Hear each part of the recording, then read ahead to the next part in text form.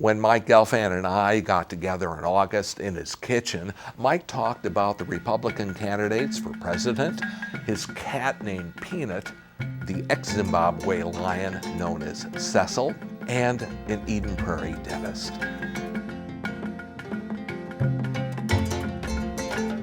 Mike, what's your take on that big game trophy hunting dentist from my town, from Eden Prairie?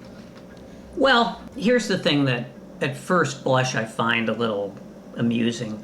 People say, you heard people say this, I know, well, we all went to Doc Palmer and he was a great guy, great dentist, we never had any idea that he was out there killing all these animals that were endangered or almost endangered, and how do we know that he was this horrible sadist? How did you know? He's a dentist.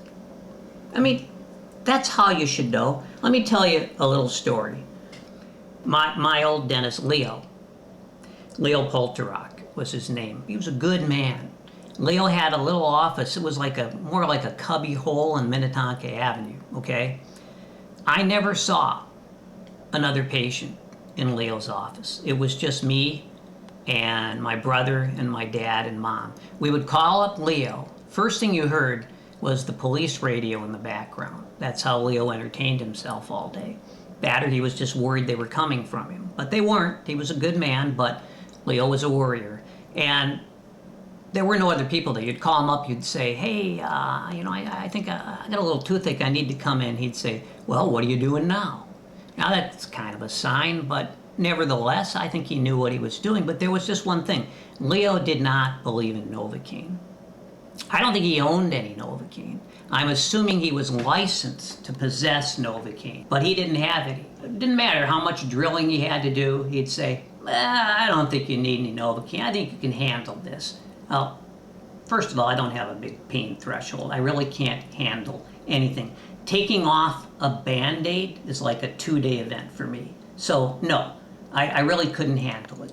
But Leo was the guy, and my dad made us go see Leo. So my dad, finally I get to be 18 and I have a car and I can go out and find another dentist. And I say, Dad, why?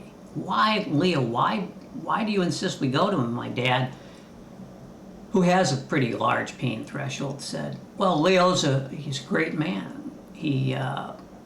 I served in the military with him. And I said, yeah. And he said, well, Leo was tortured and forced to perform dental surgery on the Japanese while he was a POW. This is the kind of guy my dad thought would be the ideal dentist, a guy with post-traumatic stress.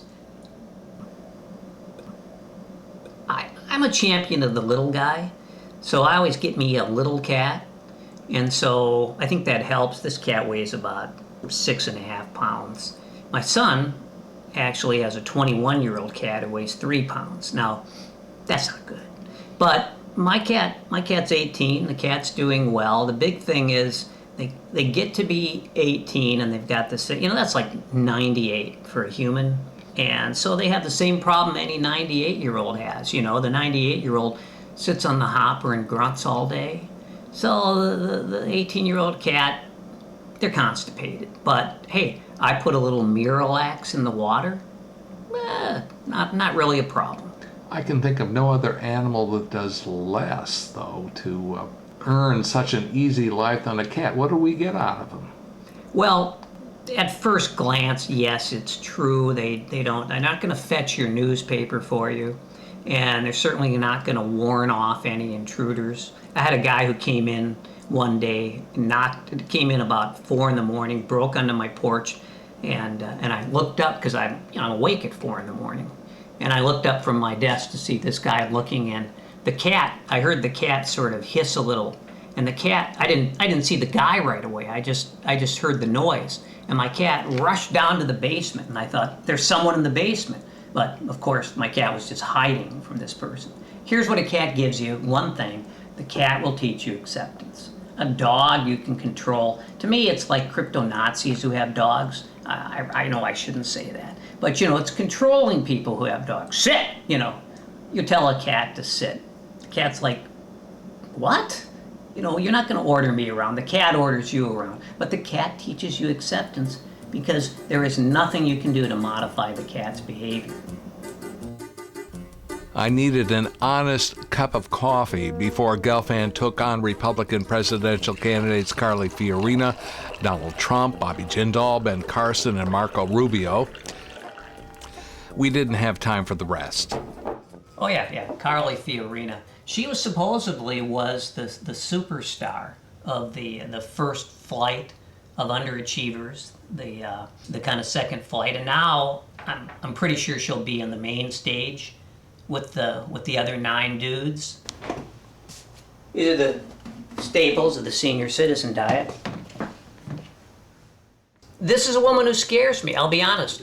I took a look at that stern visage, that scowl, and apparently the American people saw competence. I saw my old grade school principal calling me in and telling me that the assistant principal was about to hit me.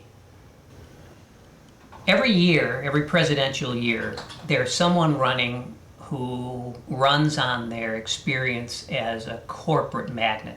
She, however, although she is running because her one credential is she used to be the CEO of Hewlett Packard. That's her claim to fame. Now, the company lost like 50% of its value while she was the CEO, laid off 30,000 people. I don't know that qualifies her, and yet I don't know that anyone who was a corporate dude, even Donald Trump, I don't know that that's the kind of experience we're looking for. The purpose of a corporation is basically, especially with the Supreme Court now saying they're people, the purpose, if they're people, is to be the most ruthless, despicable sociopath you can possibly be. She may have qualified as that.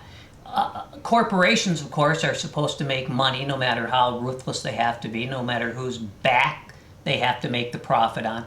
See, here's the thing.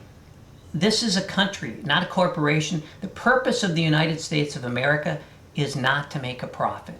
The purpose is to make sure that the citizens are able to have a dignified, productive life.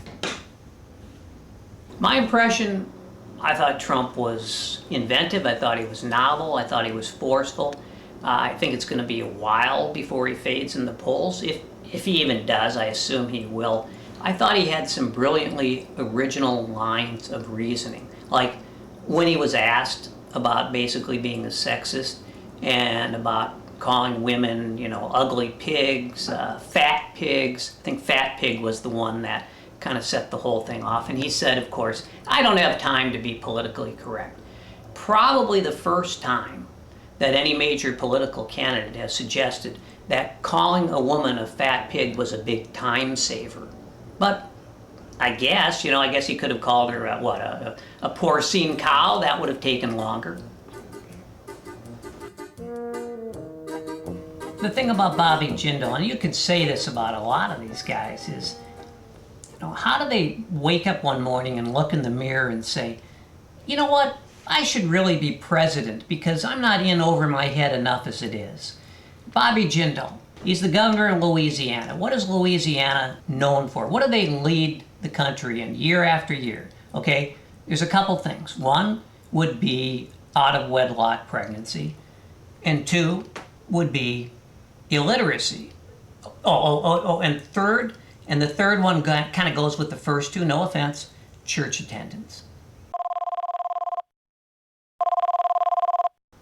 Well, ironically, I think Ben Carson demonstrated that you actually don't have to be a brain surgeon to run for president. Yeah, Marco Rubio. Well, he's glib, comfortable in front of the camera. The only thing I wonder about is, there's 16 candidates, 17, I can't keep track. Do they all have an origin story about growing up in a clapboard shack and eating gruel until they were 17? In the famous words of Raymond Chandler, coffee, black, made this week.